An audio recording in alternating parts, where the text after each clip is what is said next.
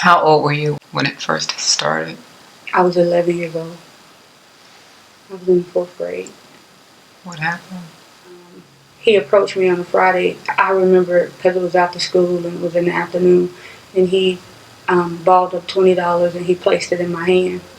And when he gave me the $20, he gave me instructions to come to his house.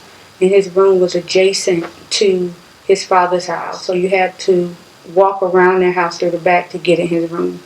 And when he gave me those $20, he basically fondled me and groped me. What did you think when he gave you the $20? I knew, in my heart, I knew that it was going to be some touching. I didn't know it was going to be sex involved at that time. I just thought him fondling my breast and grinding on top of me was going to be it. But it eventually later on turned to something else. I knew when I got those $20 it could put some food in our house. I knew that it could feed my brothers and sisters and help us because my mom wasn't doing what she was supposed to at the time. So that $20, that first $20 bought some stew beef and some green beans. That was the first meal that I purchased. As a kid, I can't say that I thought it was going to be the only time. I just knew at that time it just felt like the right thing to do. And it just grew from one time to many times.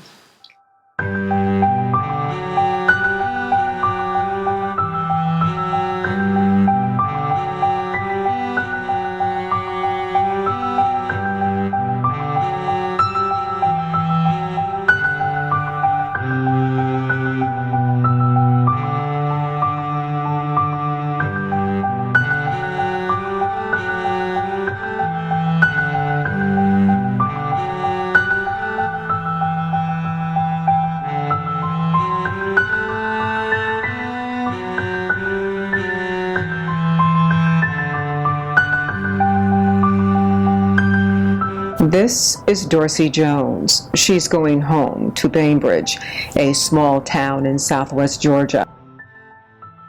Dorsey still visits Bainbridge since moving away years ago, but this trip and the next few will be different.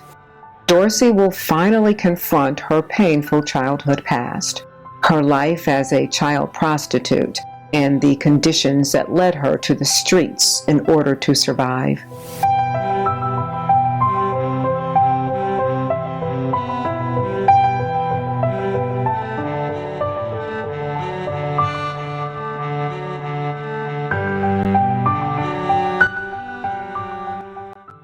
Dorsey currently lives in Jonesboro, Georgia, with her husband and 4 children.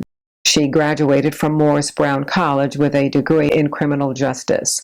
From the outside looking in, Dorsey had an exceptional life, but she was haunted by her past. She underwent therapy to help with the mental suffering she experienced, but nothing took away the feelings of worthlessness and sorrow.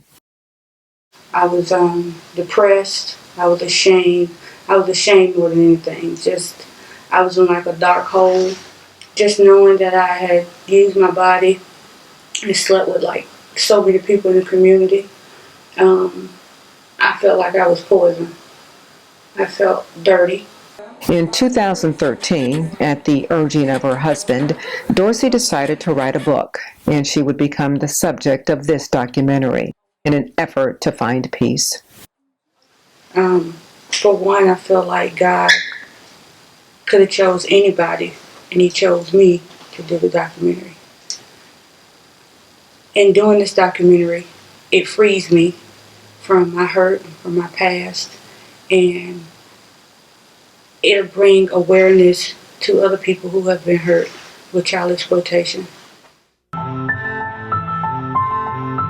Dorsey's story is one of struggle, determination, forgiveness, and love of self.